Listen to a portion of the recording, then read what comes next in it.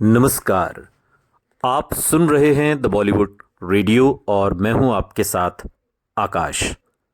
दोस्तों, आज के इस पॉडकास्ट में एक किस्सा राजेश खन्ना और डिंपल कपाड़िया की शादी के बाद के दिनों का है। शादी के बाद राजेश खन्ना की जिंदगी में क्या कुछ बदला या फिर जिंदगी उसी तरीके से चलती रही जैसे पहले चल रही थी। अगर शादी ने डिंपल कपाड़िया के फिल्मी करियर को शुरू होने से पहले ही खत्म कर दिया था तो राजेश खन्ना के करियर को भी उससे उतना फायदा नहीं हुआ जितना वो शादी करने की लाइमलाइट लेने के बाद सोच रहे थे। शादी के बाद उनकी पहली फिल्म हमशक्ल जो साल 1974 में आई, उसको ऐसी प्रतिक्रिया मिली जिसकी उन्हें आदत हो गई थी।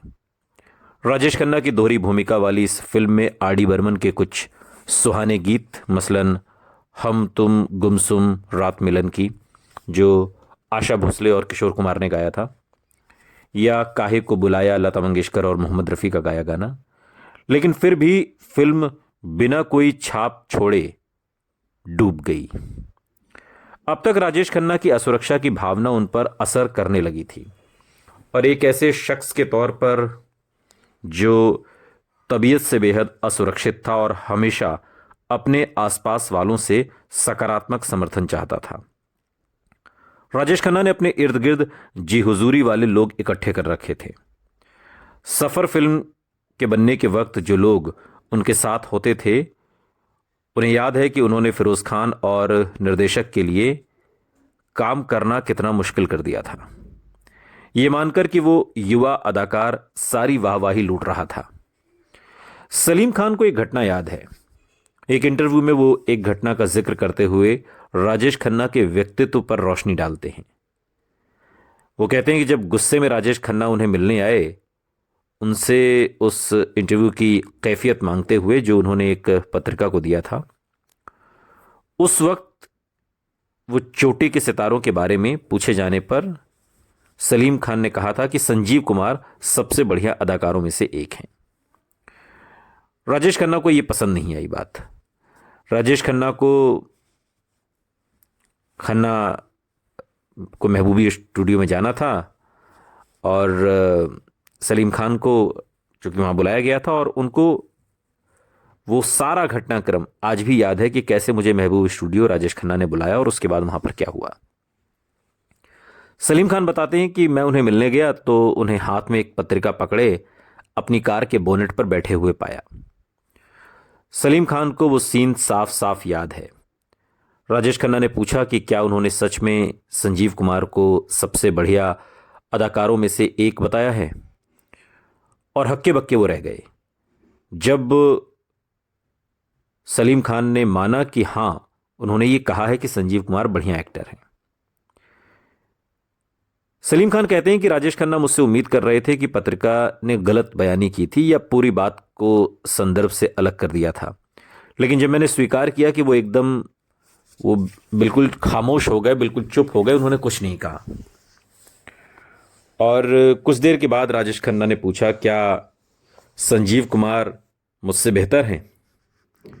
सलीम खान ने कहा कि जवाब भूमिका पर निर्भर करता है, मगर राजेश खन्ना ये जानने की जिद कि दोनों में से कौन बेहतर था। सलीम खान कुछ नहीं बोले, जो अंत में राजेश खन्ना ने जाने से पहले खामोशी से सिर हिलाया। और सलीम खान कहते हैं कि आज तक उस पूरे हादसे को मैं भुला नहीं पाया, और कहते हैं कि काका बहुत असुरक्षित थे और बहुत ज़्यादा हक जमाने वाले।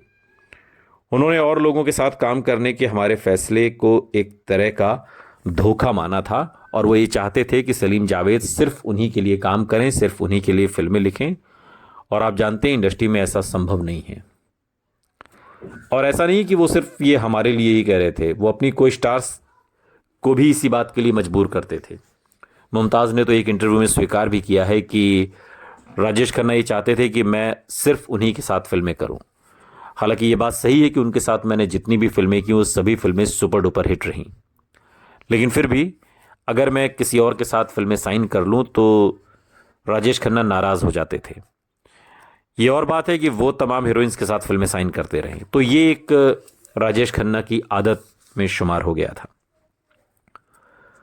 कोई नहीं जानता था कि किस सूरत में राजेश खन्ना की क्या प्रतिक्रिया होगी, और जब तक उनके अपने लिए सब ठीक चल रहा था, उन्हें किसी और के जज्बातों की परवाह ही नहीं थी। लेकिन अब जब सब बदल रहा था तो उन्होंने गलती सुधारने की कोशिश की। सलीम खान या जावेद अख्तर ने कभी नहीं बताया कि उनके और सुपरस्टार के बीच क्या हुआ था। हालांकि एक मुलाकात के दौरान सलीम खान ने पैसे और हितों के टकराव को दोषी ठहराया।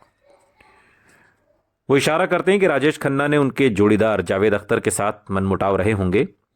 शायद एक दूसरे के लिए इज्जत में कमी थी, साथ ही सभी मेहनताने को लेकर अलग अलग सोच भी रखते थे, और शायद इन बातों ने रिश्तों में खटास डाली। लेकिन इस हकीकत ने राजेश खन्ना के साथ काम करना बहुत मुश्किल कर दिया। हालात को और भी दुश्वार बना दिया गया।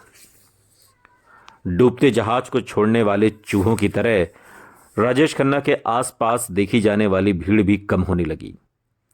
अली पीटर जॉन इस भीड़ के बड़े हिस्से के होने का कारण उस समय राजेश खन्ना के सेक्रेटरी रहे गुरनाम सिंह को बताते हैं। राजेश खन्ना के बेशुमार चाहने वालों, जो उनके लिए अपनी पसंदगी को इतनी संजीदगी से लेते थे कि राजेश खन्ना को अक्सर खून में लिखे खत मिलते थे। डॉक्टरी सर्टिफिकेट के साथ वो असली भी था, और उसकी अहमियत को कम करने की ख्वाहिश न रखते हुए भी इस पत्रकार का कहना है कि अक्सर ऐसे उत्सवों का बंदोबस्त गुरनाम ही किया करते थे। वही इन चिट्ठियों को पढ़ते और राजेश खन्ना तक पहुंचाते थे। ये कबूल करते हुए कि गुरनाम ने इनमें से कुछ का बंदोबस्त किया होगा, जॉनी बख्शी इसका एक कारण काका के स्टारडम को बताते हैं। और कुछ लोग तकदीर वाले होते हैं। जॉनी बख्शी कहते हैं कि एक वाकया याद करते हुए, जब छोटी उम्र के सलमान खान ने उनसे एक जानकार की हैसियत में राजेश खन्ना की लोकप्रियता की हद पर उनका विचार पूछा था। सेलुलर फोन के आने से पहले महबूब स्टूडियो में शूटिंग करने वाले कई अभिनेता उनके ऑफिस में टेलीफोन करने आ जाया करते थे। उन दिनों मोबाइल फोन नहीं था। और जॉनी बख्शी बताते हैं कि सलमान खान को बताया कि एक बार यह बात फैल गई कि राजेश खन्ना वहां शूटिंग कर रहे हैं, और उस दिन जॉनी बख्शी को एक प्याली चाय नहीं मिली वहां की कैंटीन से या स्टूडियो के बाहर वाले ईरानी कैफे से, क्योंकि हर चीज बिक चुकी थी। राजेश खन्ना की लोकप्रियता इतनी ज्यादा थी कि जॉनी बख्शी और उनके कुछ दोस्त बांद्रा की पूरी हिल रोड पैदल चलने के बाद भी चाय या कुछ नाश्ता नहीं पा सके, क्योंकि जो भीड़ वहां इकट्ठी हुई थी उसने खा पीकर सब खत्म कर दिया था। ये जलवा था, ये तिलिस्म था राजेश खन्ना को, और शायद ये तमाम बातें राजेश खन्ना को इतना बड़ा स्टार बनाती हैं कि उन तक कोई पहुंच नहीं पाता, उन्हें कोई छू नहीं पाया। तकरीबन 1.5 दशक के बाद जब यह घटना हुई, राजेश खन्ना ने एक बातचीत में बताया कि किस तरह 1973 के आखिरी महीनों और 1974 के शुरू के कुछ महीनों के बीच का अंतराल उनकी जिंदगी का सबसे तन्हा वक्त था। राजेश खन्ना समझते थे कि उनकी कामयाबी हमेशा कायम रहेगी, और इसलिए जब उनकी फिल्में नाकामयाब होने लगीं तो उन्होंने उसे थोड़े दिन रहने वाली स्थिति के रूप में नहीं लिया। जब उनके इर्द गिर्द वाले लोगों ने भी उन्हें छोड़ना शुरू कर दिया तो उनका मनोबल तेजी से गिरा। हालात के इस तेज बदलाव ने उन्हें चिड़चिड़ा और बेचैन बना दिया। और उसी इंटरव्यू में राजेश खन्ना ने बताया कि उन्होंने अपने आसपास एक दीवार खड़ी कर ली है और किसी को भी अपनी मदद नहीं करने दी। उन्हें लोगों पर एतबार नहीं रहा और खुद को डिंपल से भी दूर कर लिया, जिस पर उन्होंने वैसे भी कभी भरोसा नहीं किया था, क्योंकि उन्हें वो उस तरह के संकट को झेलने के लिए बहुत छोटी और नातजुर्बेकार लगती थी। राजेश खन्ना आगे बताते हैं कि उन्होंने खुदकुशी तक करने के बारे में सोचा, लेकिन ऐसा किया नहीं, क्योंकि वो नहीं चाहते थे कि दुनिया राजेश खन्ना को एक नाकामयाब इंसान की तरह याद करे। फिल्मी पत्रकारिता, जिसका राजेश खन्ना फिनोमिन को खड़ा करने में हाथ था, उन्होंने भी इधर उधर देखना शुरू कर दिया। राजेश खन्ना समझते थे कि वो अभी भी सलामती के जाम के हकदार थे, जबकि फिल्म पत्रकारों के मजाक उनकी बदलती वफादारी का अक्स थे। लेकिन हर किसी ने राजेश खन्ना से उम्मीद नहीं छोड़ी और उनमें सबसे मुख्य थी देवयानी चौबल। देवयानी तकरीबन उन्माद की तरह उस हद तक राजेश खन्ना पर फिदा थीं और निश्चित कर लेती कि उनके हर आर्टिकल में राजेश खन्ना को जगह मिले। चाहे वो किसी के बारे में भी लिख रही हो, राजेश खन्ना का जिक्र घूम फिर कर आना चाहिए। और इससे भी अहम, उनके लेखों ने अमिताभ बच्चन को हर तरह से छोटा दिखाया राजेश खन्ना की तुलना में। और ये सब कुछ देवयानी चौबल कर रही थीं, जो राजेश खन्ना को बहुत पसंद भी करती थीं। सुनते रहिए द बॉलीवुड रेडियो, सुनता है सारा इंडिया।